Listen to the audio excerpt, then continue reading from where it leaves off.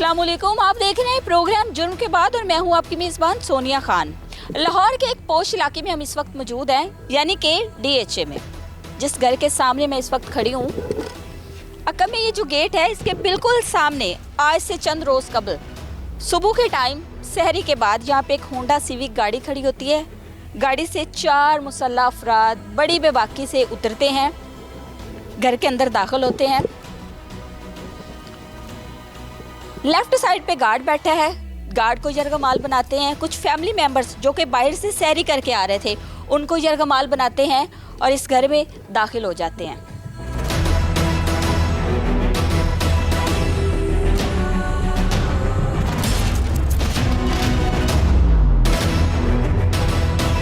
Gun point पर इस घर के ऑनर को, उसकी फैमिली को यहाँ से लेके चले जाते हैं।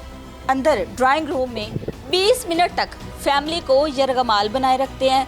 उनमें से फैमिली के एक मेंबर पर तशद्दुद करते हैं।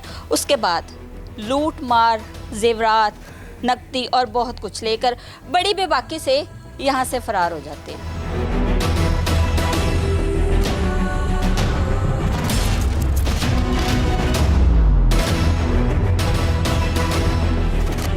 ये सारा क्या मामला था? इस केस के जो मुद्दई हैं आमिर सईद, इनसे बात करेंगे और तफसीलात जानेंगे। कोई दुश्मनी थी? क्या मामला थे? कौन थे ये लोग? पुलिस की कार्रवाई कैसी रही? ये सारी तफसीलात आज के प्रोग्राम में आपके सामने रखेंगे।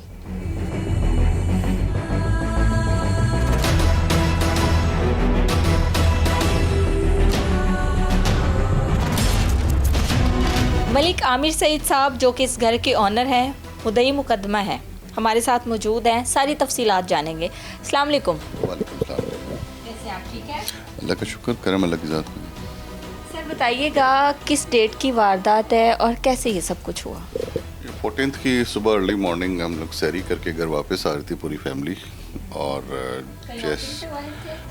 सैरी बाहर थी, मेरी सिस्टर ने एक सैरी रखी हुई थी किसी रेस्टोरेंट के अंदर गुलबर्ग में। तो सैरी करके ही हम लोग वापस आ रहे थे, मैं अपनी फैमिली के साथ। मेरे साथ मेरी मदर थी, मेरी मिसेस थी। तो जैसे ही हम घर में 4:19 पे दाखिल हुए तो दरवाज़ा हमारे मुलाजिम ने खोला है। तो मेरी गाड़ी अंदर मैंने पार्क की है। अब मैं गाड़ी से उतरा नहीं था, तो मेरी मिसेस का चूँकि वालदा का फ़ोन आया था तो वो फ़ोन सुनते हुए अंदर की तरफ जा रही थी और मेरी मदर अभी उतर रही थी और मैं भी गाड़ी से उतर रहा था। तो इतने में ही जब मैं गाड़ी से उतरा हूँ तो पीछे एक गाड़ी आके घर के बाहर ही लगी है। उसका मुझे पहले नहीं पता चला, वो मैंने CCTV कैमरा में देखा और उसमें से 4 मुसल्लह अफराद उतरे हैं और उन्होंने हमें गन पॉइंट पे ले लिया। मैं गाड़ी से उतर चुका था तकरीबन। बच्चे भी साथ थे? बच्चे साथ उस वक्त नहीं थे। फैमिली मेरी वाइफ थी और मेरी मदर थी मेरे साथ। और दूसरी फैमिली जो बाकी थी वो दूसरी गाड़ी में आ रहे थे। वो पीछे थे उस वक्त। तो जैसे ही हम लोग, मैं पीछे मुड़ा हूँ तो उस वक्त तक मेरे यहाँ कान तक उसका वो क्लैशन का वो नाली आ चुकी हुई थी। और गाड़ी में बैठे थे या उतर चुके थे? गाड़ी से उतर चुका था। और मदर और वाइफ जो है वो भी उतर चुकी थी। वाइफ उतर गई थी। उनमें से एक बंदा भाग के दरवाजे मेरे मेन गेट से एंटर होकर मेरी मदर के पास चला गया और मेरी वाइफ के पास चला गया। उसको सर पे पिस्टल रख दिया 9mm का। एक मेरी मदर के साथ खड़ा हो गया और एक जो बंदा था उनमें से वो मेरी तरफ आ गया। तो मैंने, सारे लोगों के फेस कवर थे? 2 लोगों के बिल्कुल कवर नहीं थे। 2 लोगों के ने वो सर्जिकल मास्क होते हैं ब्लैक कलर के, वो पहने होते हैं।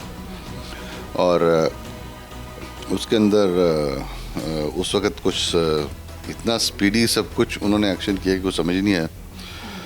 फिर उस वक्त हमने कहा, मैंने उसको ये बोला, यार देखो आप लोग प्लीज़ किसी को हर्ट नहीं करेंगे, लेकिन आप लोग को जो चाहिए आप ले लो, लेकिन हर्ट नहीं करता है। आपको क्या चाहिए मैंने पूछा उनसे, तो कहता कि मुझे आपको, हम डाकू है और हमें पैसा दो, जेवर दो, कैश दो।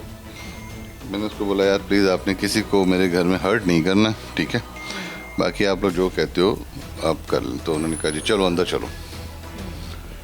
अब वो हमें अंदर ले आए। उन्होंने सबसे पहले मेरे मोबाइल लिया है, मेरी मिसेस का मोबाइल लिया है, वालदा से मोबाइल ले लिया है और वालदा का पर्स अब वो ले लिया। फ़ोन कॉल वगैरह ना किसी को करें, किसी को इतला ना दें, और जब वो घर के अंदर आए हैं, गार्ड खड़े थे? गार्ड किसके? मेरे गार्ड? मेरा एक ही गार्ड था जो मेरे साथ उसे जो दरवाज़ा खोल रहा था। दरवाज़ा खोल रहा हाँ, तो वो नॉर्मली दरवाज़ा जब किसी के वहम गुमान में भी नहीं था कि रमज़ान के टाइम पे और इस वक्त इस तरह के टाइम पे कोई इस तरह की वारदात करने आ सकता है कि हमने तो आज तक नहीं सोचा। हमें काफ़ी साल हो गए डीएचए के अंदर, लेकिन अनफॉर्चुनेटली वो उस वक्त वो एकदम आए हैं और उन्होंने हमें गन पॉइंट पे ले लिए और हमें यानी कि रिएक्शन टाइम जो जिसको कहते हैं ना, रिएक्शन टाइम नहीं दिया हमें। उसके बाद उन्होंने हमें हमारे टीवी लाउंज में बिठा लिया। वहाँ से आप उतरे हैं, उनके साथ ही अंदर आए हैं? और मैं साथ लेके अंदर आए हैं। आपको साथ अंदर लेके आए हैं, दो आपके साथ खड़े हैं, एक मदर के साथ और एक वाइफ के पास चला गया, फ़ोन वगैरह छीन लिए? एक उनका बंदा बाहर खड़ा हुआ था, वो बैकअप पे रैकी वगैरह कर रहा था। ठीक है, कि कोई किसी को इतला ना दी गई हो, कोई आ ना जाए, वो बाहर खड़ा था। उसके पास AK-47 थी। तीन आपके साथ थी? हाँ, तीनों के पास असला था? तीनों के पास वेपन थे। दो के पास 9mm पिस्टल थे और एक के पास क्लैशनकोफ थी। और उन्होंने कहा कि जी आपकी घर वाले जो हैं वो सारी आपकी माई बहनें जो हमारी इज़्ज़त हैं, वो हमारी भी माई बहनें हैं, हमें सिर्फ जो हम चीज़ें लेने आए हैं वो देते हैं। मैंने कहा जी ठीक है, बट उस वक्त हमारे हवास जो थे वो ऑब्वियसली फॉर सम टाइम हवास बाख्ता हो जाते हैं। और जो ख़वातीन हैं आपको पता है वो बहुत ज़्यादा एकदम टेंशन ले रहे थे। मेरी मदद की तबीयत ख़राब होना शुरू हो गई, तो मेरा सारा फोकस अपनी मदर की तरफ था कि उनको समझाने में कुछ नहीं होता, हमें अल्लाह खैर करेंगे, आप इम्पोर्टेंट है, बाकी चीज़ें कुछ भी इम्पोर्टेंट नहीं। शाउट वगैरह नहीं किया? बेसिकली वो खुद शोर नहीं डाल रहे थे और हमें भी मना कर रहे थे पता ना चले, वैसे भी फजर का टाइम हो गया था, लोग उठने वाले थे। तो उनमें से एक मेरे ख्याल से गालिबन ऊपर गया है, ऊपर वाले पोर्शन जहाँ मेरी भाभी थी, उनको बोला है कि जल्दी से नीचे आओ, कोई पुलिस आई है। अब वो बड़ा कन्फ्यूजन में नीचे आई है कि पुलिस क्या करने आई है इस टाइम पे। तो जब वो नीचे आई तो उनको मामला पता चला कि पुलिस नहीं है, फुट डकैत हैं जो डकैती करने आए। तो उनको भी हमारे साथ बिठा लिया और इसके अंदर फिर वो बच्चे थे सारे ऑब्वियसली सहम गए। अब पीछे एक गाड़ी आ रही थी, हम दिल में दुआ कर रहे थे कि अल्लाह वो पीछे भाई के साथ गए तो लेट हो जाएं, थोड़ा सा उधर ही रह जाएं, ताकि उस टाइम के उनको कुछ ना हो कि जो ऑलरेडी आ चुके हैं वो आ चुके हैं। बट उस गाड़ी में कितने लोग थे? उस गाड़ी में 3 लोग थे, मेरा भतीजा था और उसकी 2 बहनें थी, भाई की बेटियाँ। और मैं यही कोशिश कर रहा था कि अल्लाह करे को ना ही आए इस टाइम, तो थोड़ी देर बाद आ जाए। तो उसमें फिर ये हुआ वाक़या कि यहीं पे आपको लेके बैठे रहे हैं? नहीं, मेरे टीवी लाउंज के अंदर लेके बैठे रहे और उस वक़्त तक जो है आपसे भी फ़ोन छीन लिया था? मेरे से भी फ़ोन छीन लिया हुआ था। फिर उन्होंने सामने जो मेरी बिल्कुल वालदा का कमरा उसको खोलने की और तोड़ने की कोशिश की, तो उसको लॉक लगा हुआ था, तो रूम लॉक था। उस वक्त उसने आके थोड़ा सा पूछा कि इस रूम में कौन है। मैंने कहा इस रूम में कोई भी नहीं है, वालदा का रूम है। तो उसने फिर मुझे मारना शुरू किया, कि चाबी दो। तो मैंने कहा यार जिस पर्स में चाबी है वालदा के, वो पर्स तुम लोग ऑलरेडी ले चुके हो, वो तुम लोगों के पास है। तो फिर उसने एक बंदे ने मेरे गर्दन पे वो रखा है, वो AK-47 रखी है, और मेरी वालदा कहता चाबी दो नहीं तो इसको मार देंगे। तो मेरी वालदा ने कहा ठहरो, उन्होंने चाबी निकाल के दे दी। फिर वो जब चाबी लेके गया उसने दरवाज़ा खोला है और फिर वो अंदर से बाहर आया कि वो दराज की चाबी दो, तो वो भी निकाल के दे दी। अंदर 3 लोग हैं बेसिकली, 2 लोगों ने आपको यरगमाल बनाया हुआ है, एक जो है वो दूसरे कमरे में तलाशी लेने जा रहा है। एक नहीं 2 कमरे में चले गए, एक हमारे सर पे खड़ा हुआ है, एक हमारी लॉबी और बाहर का ध्यान रख रहा था, जो कलमन दाढ़ी वाला बंदा था उनमें से। ठीक है, उसने फेस कवर किया हुआ? उसका फेस कवर नहीं था, वो तो उसकी तस्वीर तो आम चल रही है हर जगह पे। अच्छा 2 उसमें से बिल्कुल फेस कवर नहीं किया था, उनको फ़र्क ही नहीं पड़ रहा था। जैसे वो आया भी जब था तो उसके मुंह में सिगरेट था। उसने फेस कवर किया भी होता तो कोई देखता है, क्योंकि आपके घर का जो मेन डोर है, वॉल्स भी छोटी हैं और उसके अलावा जो मेन है गेट है वो बहुत अंदर को खड़ा है या बाहर को जा रहा है तो नज़र पड़ती है, तो वो मशकूक लगता ना कि फेस कवर करके इस टाइम कौन है। बिल्कुल ऐसे ही है। दूसरा ये है कि DHA के जो सिस्टम्स है ना वो बड़े अजीब से हैं बाज़ औक़ात, कि आप दीवारें कई जगह पे ऊंची नहीं कर सकते सर्टन हाइट से, जैसे कि बहुत सिक्योर जगह है। मैं इस वक्त समझता हूँ कि सबसे ज़्यादा जो मेरा कसूर है मैं समझता हूँ DHA की सिक्योरिटी फोर्सेस है, कि DHA सिक्योरिटी है, बिकॉज के हम लोग से हर घर से DHA हर महीने सिक्योरिटी के नाम पे पैसे लेते हैं, ठीक है, और कोई सिक्योरिटी नहीं है यहाँ पे। कैसे पॉसिबल है कि एक गाड़ी एक रात के अंदर 4 मुख्तलिफ जगह पे वारदात डीएचए के अंदर कर, जो डीएचए को पता ही ना हो। डीएचए के किसी भी रमजान का महीना है, इस महीने में लोग वैसे ही रात को अमूमी तौर पर जाग रहे होते हैं। अलर्ट होना चाहिए, ठीक है।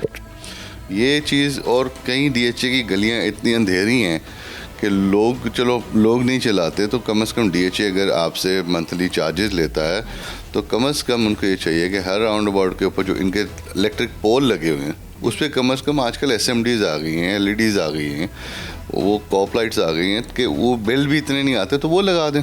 कम से कम आपके एरियाज़ रोशन रहने चाहिए ताकि खुदा न ख्वास्ता कोई इस तरह के मशकूक लोग हों तो उन पर नज़र आ सके। अभी तो सीसीटीवी कैमरास भी अगर नाइट विजन ना हो तो यहाँ पे तो किसी को कुछ भी पता ना चले। ये एक सबसे बड़ा अलमिया है। ये ख़ास तौर पे फेज़ 1 to 5 ज़्यादा समझे जाते हैं कि सिक्योर हैं, बट अनफॉर्चुनेटली चारों अटैम्प्ट जो डकैतियों की हुई हैं लास्ट नाइट वो फेज़ 1 to 5 के अंदर ही हुई और किसी को भी पता नहीं चला। बेबाकी से इतने बेखौफ होके वो लोग फिर रहे हैं, दंदनाते फिर रहे हैं।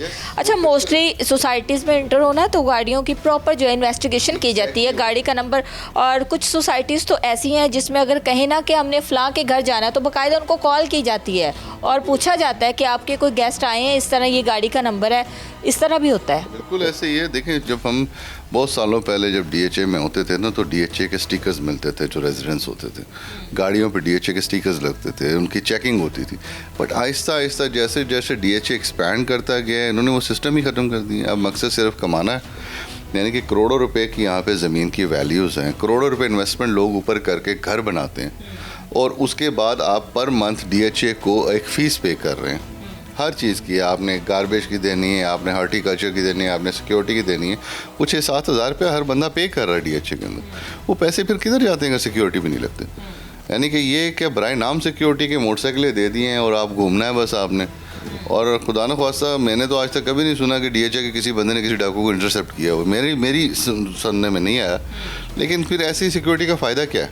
फिर या तो ये बोलते हैं हर बंदा भी अपनी हिफाजत खुद करे, हमारे पे ना रहे, क्यों डीएचए गलियों में, कूचों में, छोटी सोसाइटीज़ में या आम तौर पर आम जहाँ पे घर होते हैं वहाँ पे भी लोग अपनी मदद आपके तहत, या फिर वो कहते हैं ना जागते रहिएगा हम पे ना रहिएगा, वो हिसाब है। वो ये हिसाब है और वेरी अनफॉर्चुनेट। और we were really not expecting that कि हमने तो चले अपने गार्ड्स रखे हुए हैं। गार्ड्स क्या रखे होते हैं जी? देखें, हम लोग का ये होता है गेट खोलने के लिए एक बंदा चौकीदार होता है कि कौन आ रहा है कौन जा रहा है। यहाँ पे दीवारें इतनी छोटी हैं, अभी हम दीवारों को रेनोवेट करने के लिए भी आपको डीएचए से परमिशन लेनी पड़ती है, परमिशन लेनी पड़ती है, हर चीज़ के लिए परमिशन लेनी पड़ती है। आप दरख्त नहीं काट सकते अपनी मर्ज़ी से। आप गाड़ी बाहर धोएं उसका जुर्माना आ जाता है, लेकिन आपके घर डकैती हो उसकी कोई हमें कंपनसेशन नहीं मिलती।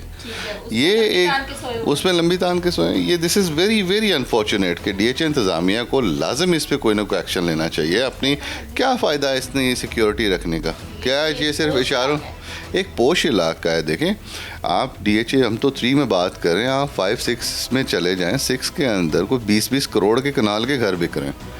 अब ये कोई मजाक तो नहीं है कि 20 करोड़ के पे या तो 15 करोड़ का लोग कनाल के घर ले रहे हैं, 6-6, 7-7 करोड़ के लोग प्लॉट्स ले रहे हैं और उधर सिक्योरिटी ही नहीं है।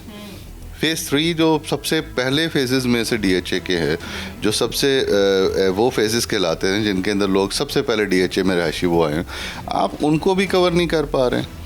आपके पास इतनी एग्जिट्स हैं, आपके पास इतने वो हैं क्या कहते हैं उसको, मुलाजिम हैं, आप उन जगह पे किसी जगह पे कुछ चेक्स लगाएं। एक नॉर्मल अच्छी सोसाइटी की पहचान ही ये होती है कि आप के अंदर जाने के लिए चेक हो, बाहर निकलने के लिए चेक हो। ये आम, मैं तो बड़ा एडमायर करता हूँ बस्करी 11 जैसी सोसाइटीज़ को कि जहाँ पे अंदर जाने में कम से कम चेक्स तो हैं, चेक एंड बैलेंस है। बिल्कुल मज़ा फरमाया आपने। यहाँ पर एक शॉर्ट ब्रेक लेंगे।